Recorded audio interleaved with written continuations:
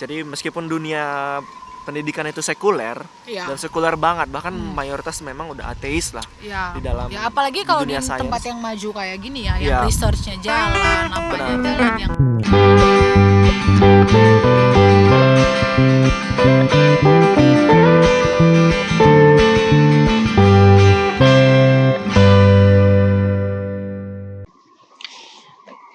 Halo teman-teman, selamat datang lagi di Jalan Bareng Podcast. Ya. Perkenalkan, aku Bobby, ini Sepri. betul. Kami berdua adalah podcast dari Host.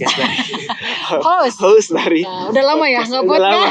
Soalnya kemarin di take over sama betul host sama junior. host junior. Ya mungkin bisa dilihat lagi nanti ya, Iya. videonya. Ya. Nah, hari ini kita nggak di rumah, di luar, Hmm. di suatu tempat namanya Ninas Ham. Agak ke selatan gitu. Jadi mohon maklum kalau misalnya nanti ada suara-suara angin atau ada Iya, suara-suara layar kapal ya. Iya, Itu sebenarnya dari tadi udah berisik banget dari itu tadi ya tuh. benar. Tapi Dan it's okay lah.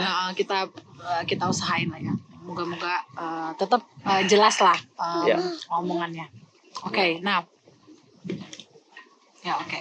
Nah, hari ini Hari ini kita akan ngobrolin topik yang ya sehari-hari banget lah ya. Sehari-hari banget. Ya. yang Dan relate dengan kehidupan kita saat sebagai ini. student. Iya, Ya. betul. Jadi aku student, udah tahun kedua. Sepri juga student di Swedia ini Ya. tahun pertama.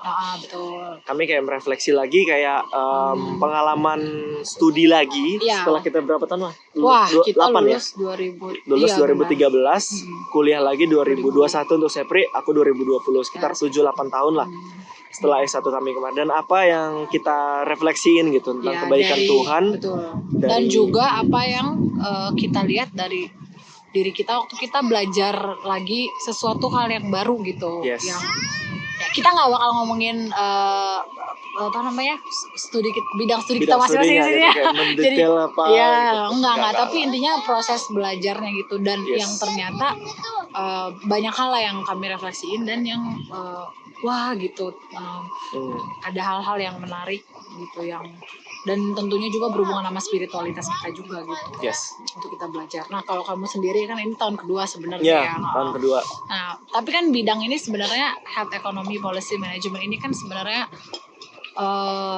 agak uncommon lah ya kalau misalnya di antara peer kita dan teman-teman kita. Nah kalau kamu pas gimana gitu yang kamu jalani selama 1 tahun lebih ini belajar sebuah bidang yang cukup relatif baru untuk seorang dokter gitu? Aku pertama kali waktu belajar tentang ini Ya. pusing sih, karena topik pertama kami adalah ekonomi, mikroekonomi. Iya. Belajar tentang demand dan supply, Ya, aku ingat tuh yang banyak grafik-grafik. banyak grafik-grafik, opportunity cost dan lain sebagainya. Bahkan kalian belajar tentang firma juga loh. Firma tuh apa ya? Firma itu kayak Oh, perusahaan. Oh, Nah, aku tuh ya. market lah, belajar market aha. gitu. Jadi, aduh ribet sih. Dokter tiba-tiba belajar itu Ya. kayak awal-awalnya tuh kayak aduh ini sebenarnya bidang studi yang cocok nggak sih ya aku Iya, ambil iya, ini iya. gitu. Dan, Kayak, ya gitu. Tapi seiring berjalan waktu berdoa menyerahkan karena udah berdoa ya. Maksudnya dalam proses ini kami menyadari bahwa ada panggilan untuk Ya. sekolah di bidang studi itu. Akhirnya berdoa menyangkal diri lah. Meskipun ini bukan nggak banyak lah istilah-istilah medis. Tapi aku mau belajar Tuhan kayak gitu. Ya. Aku mau menundukkan diri Ya. kepada hikmat-Mu Ya. supaya aku bisa memperoleh hikmat dari pendidikan yang sedang aku jalani ini. Ya. Meskipun sulit. Gitu. Jadi kalau kamu berarti belajar ya mau nggak mau menundukkan akal budi lah gitu Menundukkan ya akal budi, untuk benar. kayak Itu belajar definisi yang hal tepat. yang maksudnya kita jadi kayak belajar dari nol gitu. Maksudnya gimana ya? From scratch dari scratch ya. iya, benar. dari Ya, kita benar. nggak belajar jadi orang yang nggak tahu apa-apa lagi gitu loh. Iya, Bukan benar. sebagai orang yang datang kita punya ilmu gitu. Yes, ya benar banget sih. Kalau Iya. misalnya kita datang kayak merasa kita udah Udah pintar, jago jadi kita nggak bisa belajar. Iya, benar. Ya. Kalau Jadi- kamu gimana, Mas? mirip meskipun bidang studiku tuh sebenarnya banyak juga Bidang studi saya nutrition ya, science. ini juga aku baru course pertama ya, jadi ya nggak tahu juga nanti ke depannya Iya, mungkin akan pengalaman course pertama ya. belum lewat, belum ujian lagi nih. Nggak, cuman salah satu alasan yang mempertimbangkan bagian ini kan sebenarnya karena aku pikir ya banyak kemiripan lah sama bidang studi kedokteran, dan juga ya kalau misalnya nanti nextnya misalnya mau mengambil step saya balik lagi jadi klinisi atau apa tuh masih memungkinkan gitu pikirku. Nah tapi sama kayak yang Bobi bilang sih, yang aku temukan juga tuh banyak banget hal-hal baru. Hal-hal baru tuh yang bener-bener baru loh. Baru ya? Ya aku cerita baru sama sekali baru ya? sama sekali, aku nggak tahu apa-apa.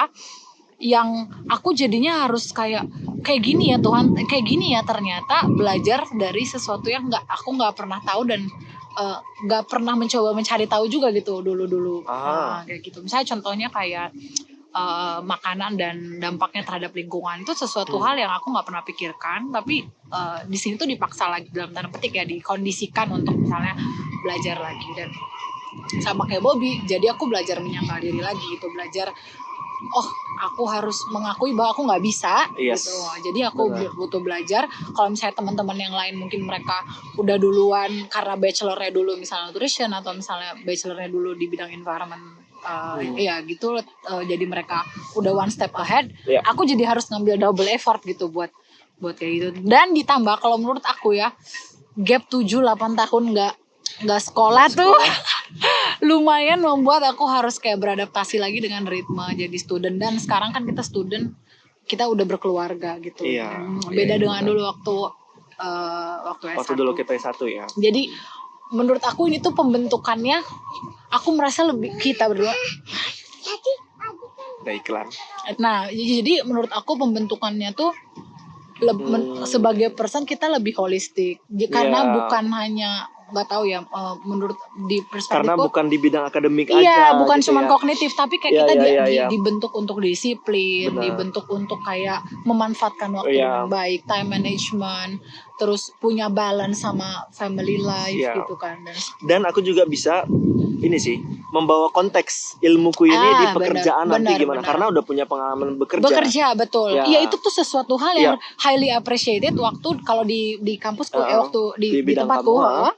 Itu berkali-kali dosennya tuh suka nanya siapa yang di sini udah kerja gitu, siapa yang udah pernah punya work experience, karena memang akan berbeda pola pikir gitu sih. Dan jadi teman-teman yang mungkin lagi menunda sekolah karena satu hal keluarga misalnya, ya percayalah, dan itu sedang juga bekerja, it's okay loh. Ada maksudnya ada juga maksudnya pasti, juga ya. Dan bisa belajar banyak banget benar. Dari pengalaman itu. Ya. Nah kemudian aku ingin membagikan tentang satu hal yang aku benar-benar pelajari waktu masuk lagi ke dunia pendidikan. Setelah di masa adulthood ini. Iya, apa? Ya, umur 30. Iya. Yaitu membentuk framework berpikir. Itu sesuatu yang dulu dilatih itu di mahasiswa. Tapi waktu di pekerjaan itu agak sulit untuk membentuknya. Ya, benar. Karena dulu waktu kita S1 mungkin kita kurang punya konteks di lapangan tuh kayak gimana. Iya. Nah, tapi setelah bekerja dan kemudian masuk ke dalam kuliah S2 sekarang, itu kayak framework berpikir tuh dibentuk banget. Misalnya kayak policy lah, dan manajemen gitu. Manajemen itu kalau misalnya dibilang kata manajemen, langsung tuh munculnya adalah stigma negatif gitu kalau aku. Manajemen rumah sakit mah. Kalau di Indonesia begini, aduh kayaknya sulit deh untuk bekerja, memperbaiki manajemen yang udah carut marut misalnya gitu. Nah, kalau udah kayak gitu, udah ngeblok kan ilmu. Tapi waktu misalnya gurunya ngasih, ini ada framework nih. Ada namanya WHO Health System Framework. Ada 6 blok gitu. Oh gitu. Jadi kayak cara pikirnya gini. Jadi kayak apa ya? Kayak rudet gitu ya. Rudet. Kayak bisa menata satu-satu kayak main Lego gitu. Oh, ini di sini, ini di sini. Jadi kayak punya big picture. Ya, benar. Ya, itu yang juga aku rasain. Ya memang sih. Aduh, susah ya ini. Jadi karena aku udah ngerasa kepuasan sendiri ketika sekolah lagi setelah bekerja. Adalah karena aku udah kayak misalnya kayak waktu kerja tuh gimana gitu. Tapi pas udah kuliah tuh kayak dikasih toolsnya gitu, dikasih tools dan dikasih tahu cara menggunakan tools itu. Jadi guru-guruku tuh juga bilang, kalian tuh cuma setahun kan, kalau program aku kan cuma setahun ya gitu. Jadi kayak ya kebayang dong 1 tahun tuh seberapa banyak sih ilmu yang bisa dibagiin gitu. Tapi mereka bilang kita tuh bakal kasih lu tools supaya nanti waktu kamu bekerja kamu bisa expand sendiri gitu loh, yang dan itu yang bener, oh iya juga ya. Nah tapi untuk bisa menangkap maksud objektif itu, bahwa ini tuh kita lagi dikasih tools, lagi dikasih framework, itu tuh menurut aku bisa, kalau aku ya bisa aku tangkep karena aku udah sekolah di usia yang sekarang gitu. Nah, mungkin kalau misalnya dulu aku lulus dokter, habis itu mungkin langsung mungkin akan beda cerita cara aku menangkap konteks dari guru, apa yang diajarkan ya, guru di kelas ya. Gitu.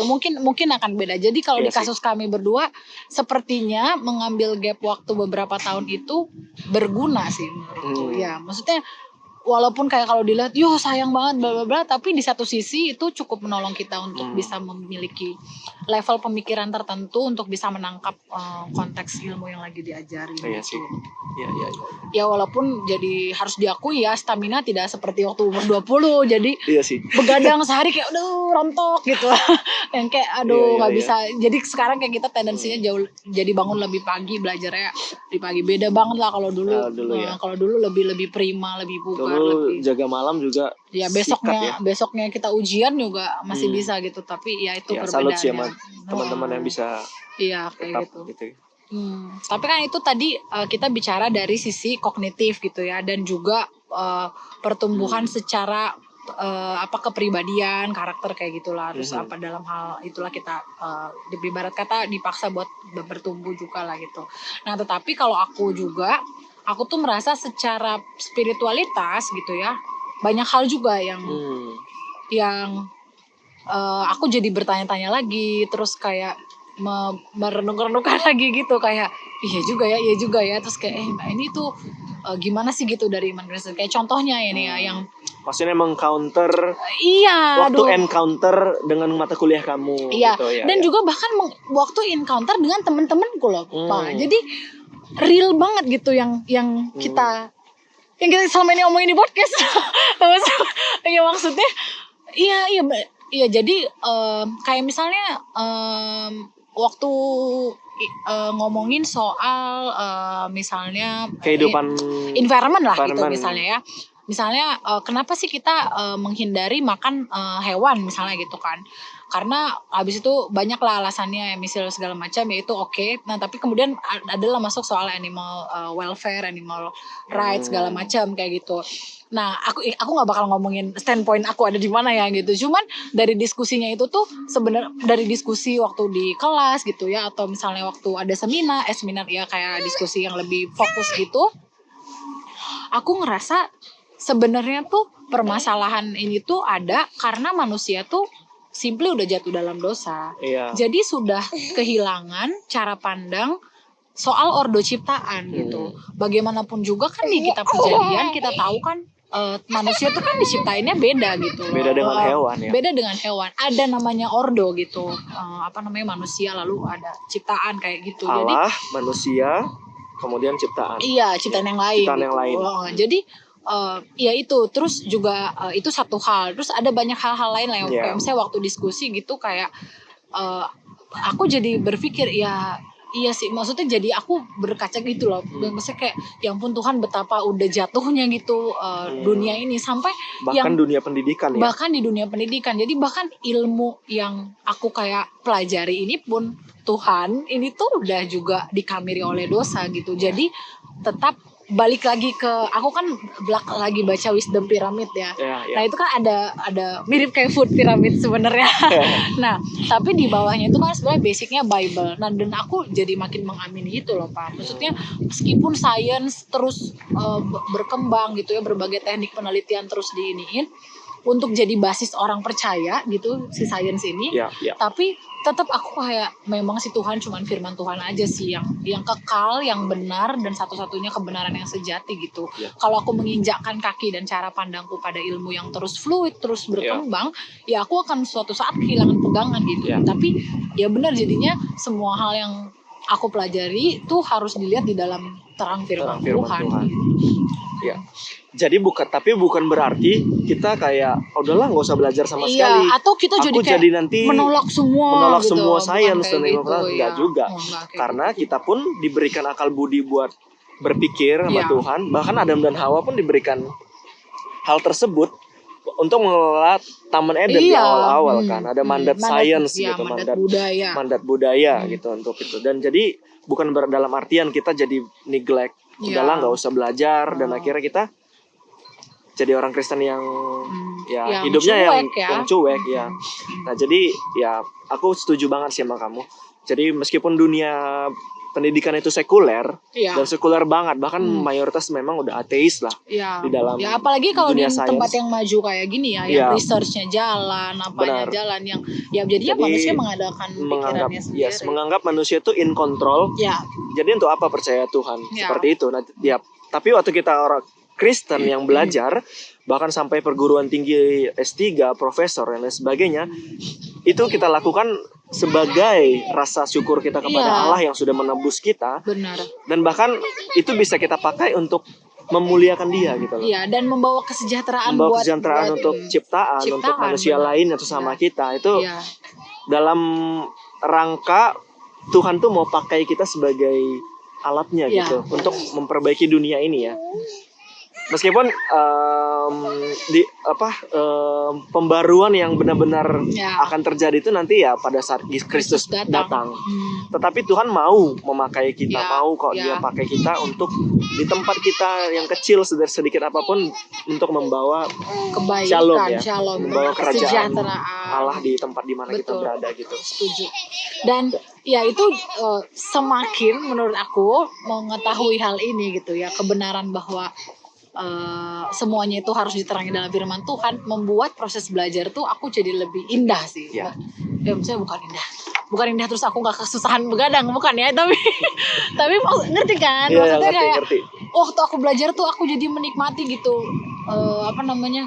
aku tuh belajar kayak gini tuh karena Tuhan udah kasih kesempatan ilmu ini gitu, dan Tuhan mau tuh aku menata layan ini gitu dengan baik. Terus ya itu jadi kayak semakin masuk ke dalam konteks. Udah guys, biar cepet. Ya itu jadi makin menikmati proses belajar gitu, karena aku tahu di dalamnya pun ya Tuhan mau kita melayani Dia juga gitu, Ya. melayani sesama juga gitu. Betul. Oke. Kira-kira itulah refleksi kami Iya, beberapa minggu belakangan ini, dan kira-kira kalau teman-teman juga ada yang lagi belajar ya, tetap semangat. Ya. Mungkin bisa share juga apa yang dinikmati Ya, dari waktu pelajaran. masa-masa menjadi pelajar.